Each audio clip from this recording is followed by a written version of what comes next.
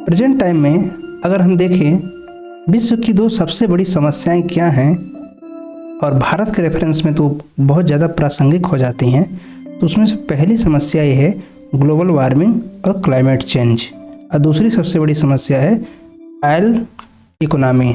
Oil economy क्या है? हम भारत या बहुत सारे दुनिया के देश जो है ऑयल यानी एनर्जी पर डिपेंडेंट हैं। एनर्जी हमको कहाँ से मिलती है? पेट्रोलियम से।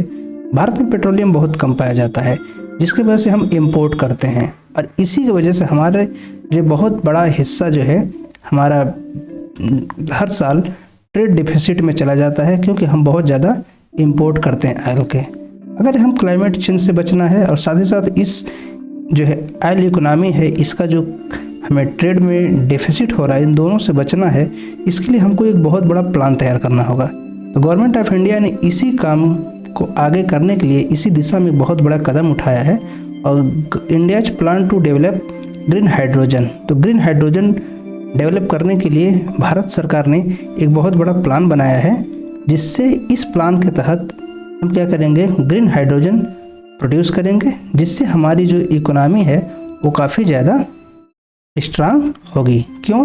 क्योंकि जब हमारे पास एनर्जी की डिपेंडेंसी हमारी अपने ऊपर निर्भरता बढ़ जाएगी तो हमारा बहुत ज़्यादा पैसा बचेगा।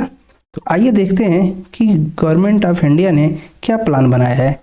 पूरे प्लान को देखने से पहले हम थोड़ा सा ओवरव्यू देख लें कि union cabinet approve national green hydrogen mission.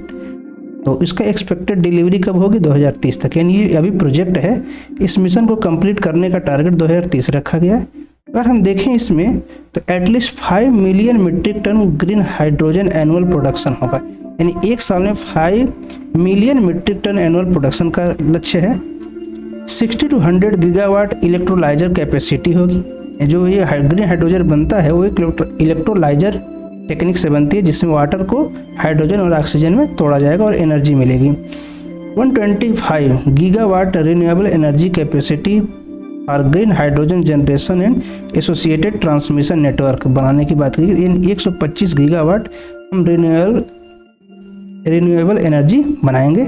Total cast जो गवर्नमेंट ने एस्टिमेट किया है वो 19,744 करोड़ रुपए है। और इसके साथ फायदे देखें, इस प्रोजेक्ट के हमें अन्य फायदे क्या क्या दिखेंगे। पहला कि 1 लाख करोड़ रुपए इंपोर्ट से भी होंगे। जैसा कि हमने कहा कि हम ऑयल पर बहुत ज़्यादा इंपोर्ट करते, ऑयल को बहुत ज़्यादा इंपोर्ट करते हैं, जिससे हमारा बहुत ज़्यादा फिस्कल डेफिसिट, ट्रेड डेफिसिट बढ़ जाता है, वो हमारा 1 लाख करोड़ रुपये बचेगा। 50 million metric ton carbon dioxide annual emission averted, यानी 50 मिलियन मीट्रिक टन जो है कार्बन डाइऑक्साइड हम रिलीज नहीं करेंगे, सिक्वेस्ट्रेशन करेंगे, उसे बचा लेंगे।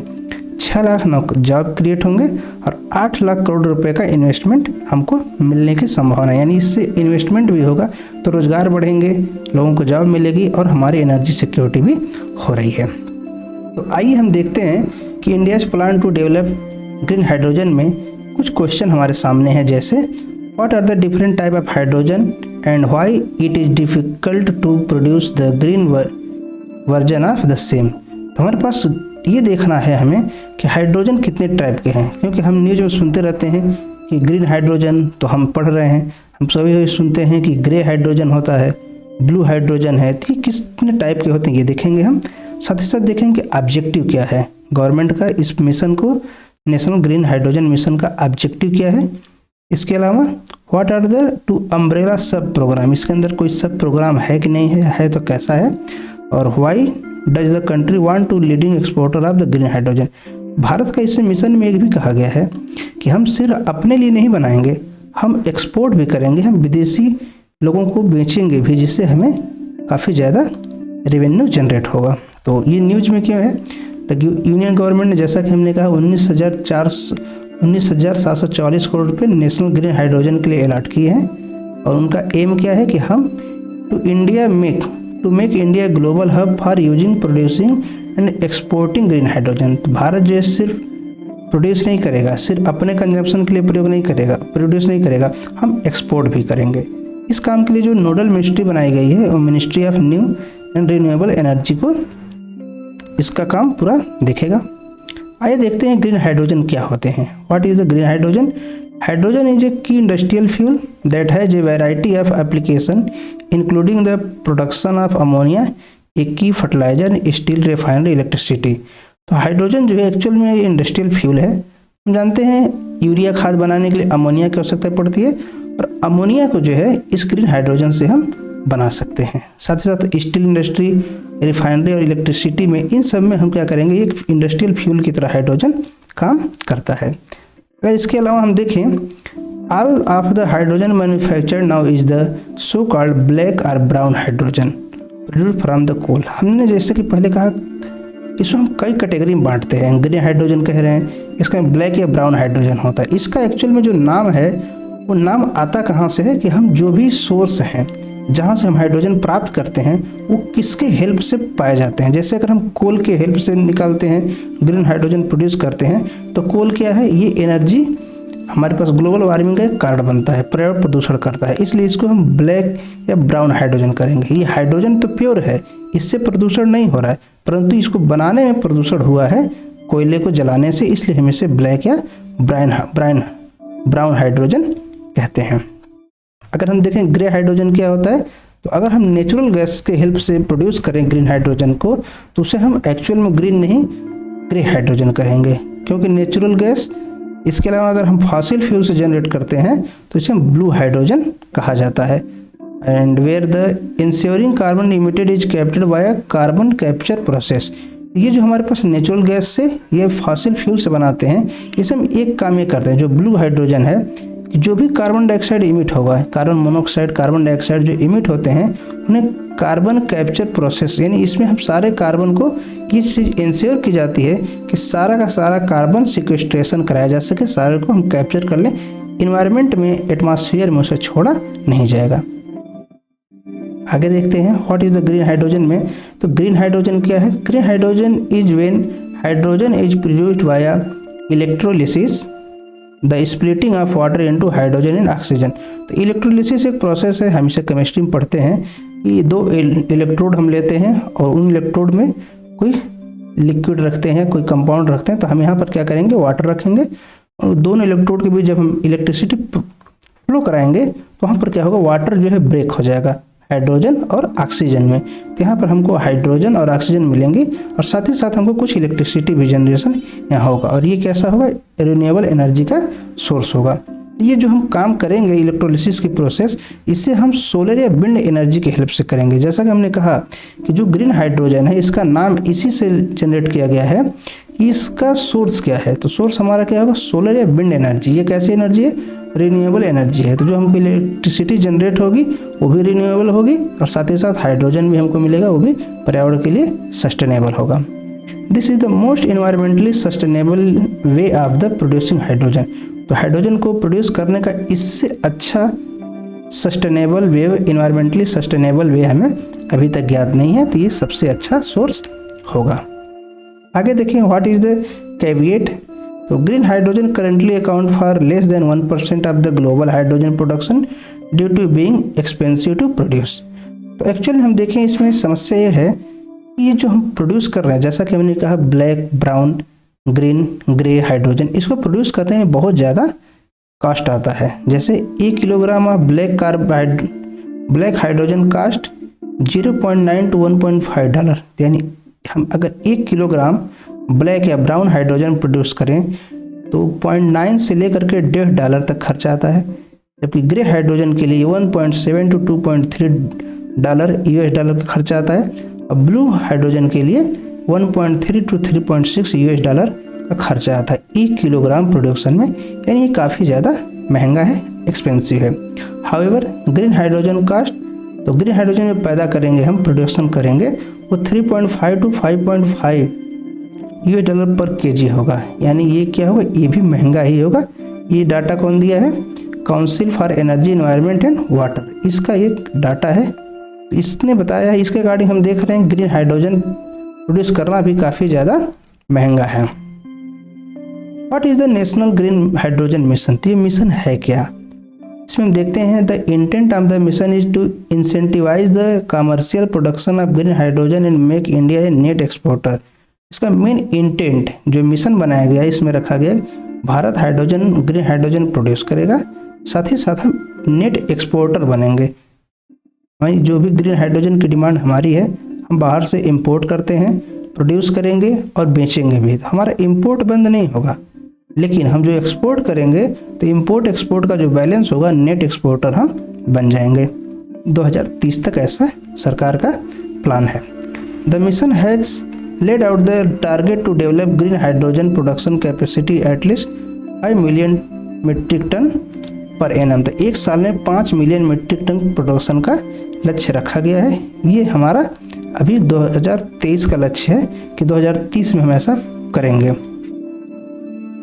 This is along adding renewable energy capacity of about 125 gigawatt in country. इसके साथ साथ भारत सरकार ने भी कहा है कि हम इसके साथ ही साथ 125 गीगावाट रिन्यूएबल एनर्जी को भी जनरेट करेंगे। This will Intel the decarbonisation of the industrial mobility of the energy sector. तो जब हमारे पास ग्रीन हाइड्रोजन बहुत ज़्यादा प्रोड्यूस करेंगे, जैसा कि हमने कहा 5 मिलियन मीट्रिक टन, तो हमारे पास जब हाइड्रोजन एनर्जी एक फ्यूल के रूप में अवेलेबल होगी तो हम कोल का प्रयोग कम करेंगे, फॉसिल फ्यूल का प्रयोग कम करेंगे, तो हम डिकार्बोनाइजेशन की तरफ बढ़ेंगे। इससे क्या होगा, reducing dependence on import fossil fuel and feedstock. तो हमारा जो डिपेंडेंसी है, इंपोर्ट करते हैं हम कोयला भी, हमारे देश में कोयला बहुत ज़्यादा है, कोयले के प्रोडक्शन भी करते हैं, लेकिन हमारे यहाँ कोयले का प्रोडक्शन जो होता है वो थोड़ा कम होता है, जितनी आवश्यकता है उतना नहीं होता है। इसके साथ ही साथ उसे वॉश नहीं किया जाता, उसकी अच्छे वॉश, तो इस वजह से हमें इंपोर्ट करना पड़ता है। कोयला हम इंपोर्ट भी करते हैं, तो ये चीज़ें हमें बचेंगी। इसके अलावा डेवलपिंग इंडिजिनस मैन्युफैक्चरिंग कैपेबिलिटी, इसके साथ हमारी एक कैपेबिलिटी बनेगी, हम इंडस्ट्रीज मैन्युफैक्चरिंग में हमारी एक कैपेबिलिटी बड़ी इनोवेशन को जनरेट करेगा। क्रिएटिंग एम्प्लॉयमेंट, जैसा कि हमने कहा 6 लाख करीब की नौकरियां जनरेट होंगी। Developing new technology such as efficient fuel cell, तो इफिशिएंट फ्यूल सेल हम जनरेट करेंगे, इससे क्या होगा, एक इनोवेशन को बढ़ावा मिलेगा। By 2030 the centre hope its investment will bring in investment worth 8 trillion and create over 6 lakh job. तो सरकार ने जैसा एस्टिमेट किया है 2030 तक के लिए कि 8 ट्रिलियन यूएस इंडियन रुपये, ये डॉलर नहीं है, 8 ट्रिलियन इंडियन रुपीज़ के बराबर हमें इन्वेस्टमेंट मिलेगा और साथ ही साथ 6 लाख रोजगार जनरेट होंगे। इसके साथ 50 मिलियन मीट्रिक टन हमको कार्बन डाइऑक्साइड हम इमिशन को रोक सकेंगे। As per its nationally determined contribution to meeting the goal of the Paris Agreement, India has committed to reduce emission intensity of the GDP by 45% by 2030।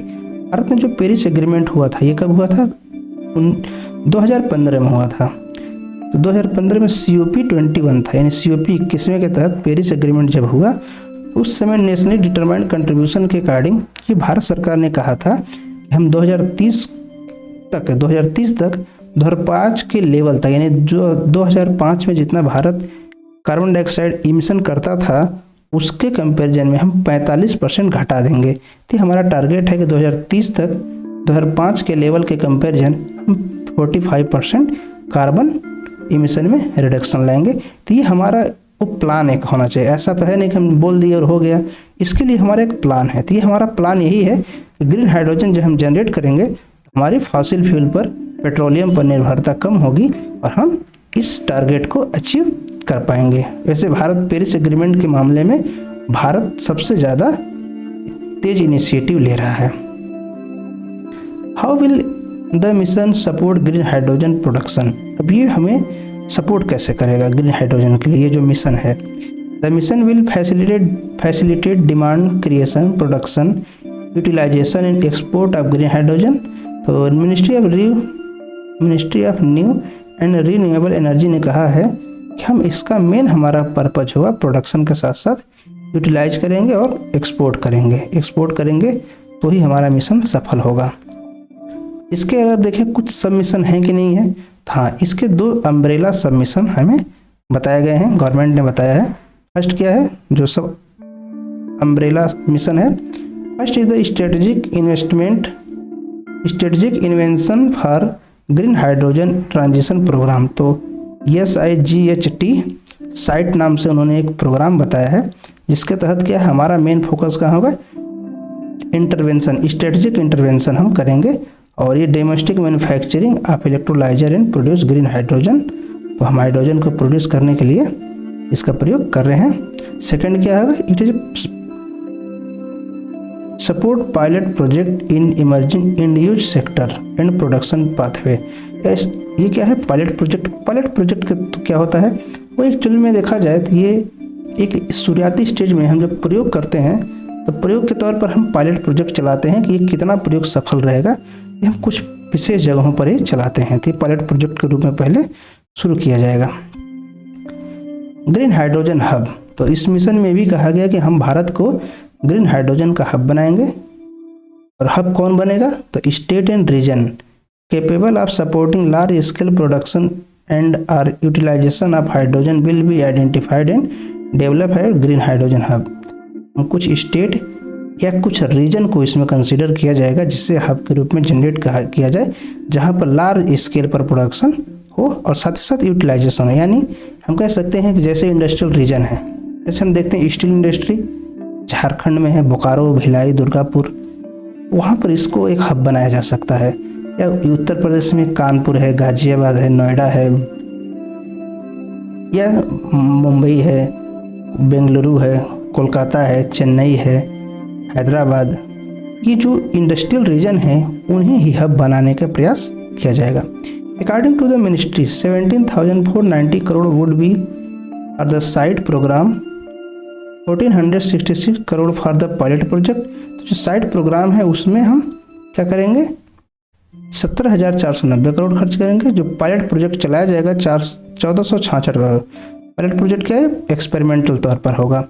Hydrogen hub को बनाने के लिए 400 करोड़ रुपए दिए जाएंगे। इसके अलावा 388 करोड़ जो है अदर पार्ट में खर्च किए जाएंगे। लेकिन सरकार ने क्या किया है, फ्रैगमेंटेशन भी कर दिया है कि जो हम पैसा खर्च करेंगे वो किस तरीके से, जो 19,400 करोड़ रुपए है वो 19,700 करोड़ रुपए सरकार ने रिलीज किए हैं, वो कहाँ पर खर्च गई उसका भी एस्टीमेट उन्होंने दे दिया है।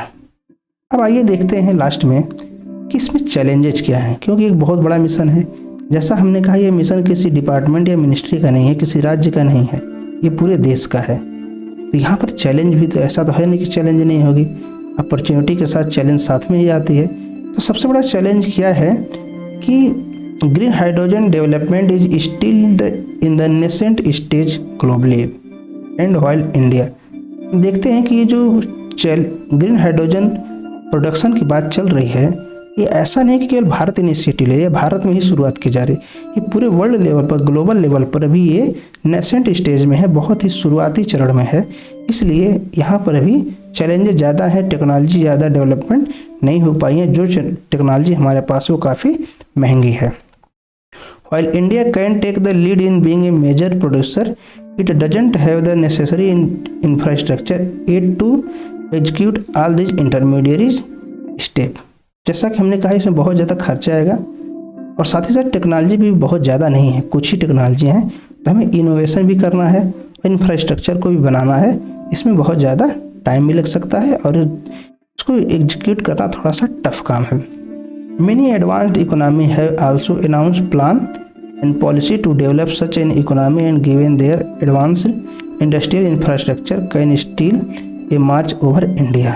साथ ही साथ देखते हैं कि भारत ने तो नेट एक्सपोर्टर की बात कह दिया, लेकिन हम देखते हैं नेट जो एडवांस इकोनॉमी है जैसे USA, China, Britain, France, UK, तो ये सब इकोनॉमी, जर्मनी, ये सब भी इस दिशा में बहुत तेज काम कर रहे हैं। जर्मनी में तो बहुत तेजी से काम चल रहा है और ग्रीन हाइड्रोजन पर वहाँ पर पहले से भी काम चल रहा है। तो ये सब इकोनॉमी भी अपना काम करें, ये भी इनका भी प्लान होगा, वो भी नेट एक्सपोर्टर बने। इस दिशा में ये टफ काम है। Next, it also need to announce incentive to convince enough user of industrial hydrogen to adopt green hydrogen.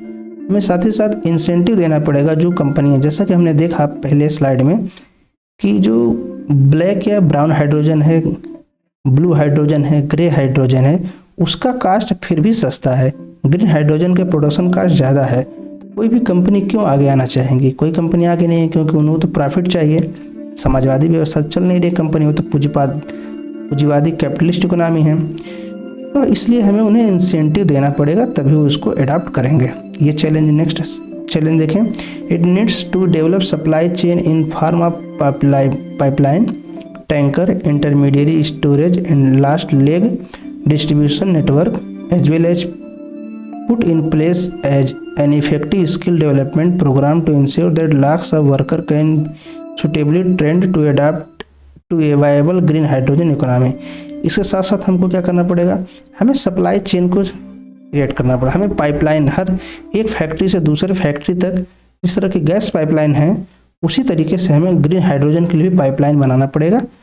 और जहाँ पाइपलाइन नहीं बन सकती वहाँ पर टैंकर या जो 2 हब हैं उनके बीच में हमें कहीं स्टोरेज बनाना पड़ेगा। इमरजेंसी टाइम में कहीं, जैसे कि बाई चांस पाइपलाइन से नहीं सप्लाई हो पाई या टैंकर से सप्लाई नहीं हो पाई, तो वहाँ पर स्टोरेज भी थोड़ा रखेंगे कि आपातकाल इमरजेंसी सिचुएशन में वो क्या करेंगे, उसका प्रयोग कर लेंगे। और साथ ही साथ हमको एक डिस्ट्रीब्यूशन नेटवर्क बनाना पड़ेगा जिससे कि डिस्ट्रीब्यूशन किया जा सके और वर्कर को भी कई लाख, क्योंकि हमारे देश बहुत बड़ा है, तो यहाँ 140 करोड़ की आबादी है, देश बड़ा है, तो यहाँ पर हमें बहुत सारे वर्कर भी चाहिए जो इनको ट्रेनिंग भी देना होगा, क्या करें, वो डिस्ट्रीब्यूशन में हेल्प कर सकें।